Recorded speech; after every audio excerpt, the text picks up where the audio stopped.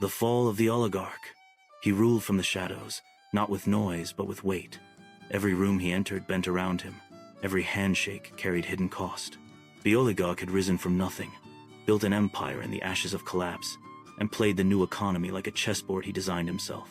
Oil, steel, ports, telecom, everything that moved, that connected, that mattered.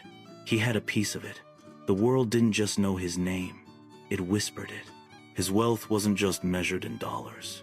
It was measured in leverage, in silence bought, in laws bent, in borders ignored. While others paid taxes, he paid politicians. While citizens stood in lines, he flew over them. While rules were debated, he rewrote them. His yacht wasn't transportation. It was a floating country. No flag, no oversight, no rules, just excess wrapped in steel and arrogance. He didn't just believe he was untouchable. He knew it, until the world changed without asking him. It started with a whisper, a shift in global sentiment. Sanctions, investigations, frozen accounts. The media turned.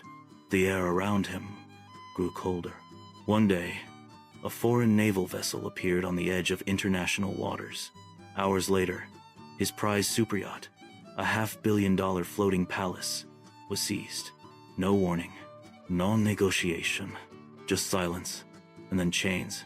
He called his lawyers. Nothing. He called ministers. Their phones rang out. He called old allies, men he had made rich. They didn't return his calls. What he didn't realize was that power built on fear and money doesn't last. It's not loyalty, it's rent. And when the payments stop, so does the silence. The headlines exploded. Investigations reopened. Anonymous sources began to speak. Documents surfaced. Old deals, hidden accounts, offshore havens, asset trails buried under fake names, and third-party fronts. It had all worked for years, until it didn't. He tried to move money, but everything was blocked. He tried to fly, but his name was on every list. The private jets were grounded. The estates were raided. In less than a month, what took decades to build was dismantled piece by piece. The board turned against the king, and no peace came to his defense. He retreated to one of his last properties, a fortress-like estate in a remote part of the country. Cameras off, gates locked, alone, no staff, no allies, just him and the noise in his own head. The silence he once controlled now crushed him. He spent days staring at the monitors, watching news reports about himself, watching younger, smarter oligarchs take what little remained of his market share, watching the government he helped fund now deny he ever mattered, watching his own fall play out like a movie with no hero. And then came the subpoenas, the international court requests, the travel bans. He was no longer a power broker, just another man waiting to be arrested, trying to hold on to a name that meant nothing anymore. There was no grand final act, no exile in paradise, no offshore safety net, just a man who believed he could outspend accountability and found out too late. The price of unchecked power is always paid eventually.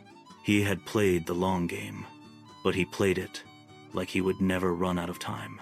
In the end, he wasn't destroyed by enemies. He wasn't taken down by smarter rivals.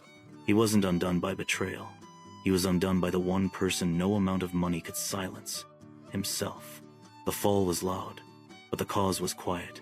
Greed, arrogance, a refusal to ever say, enough. And when the silence returned, this time, no one listened, because no one falls like the man who thought he never could.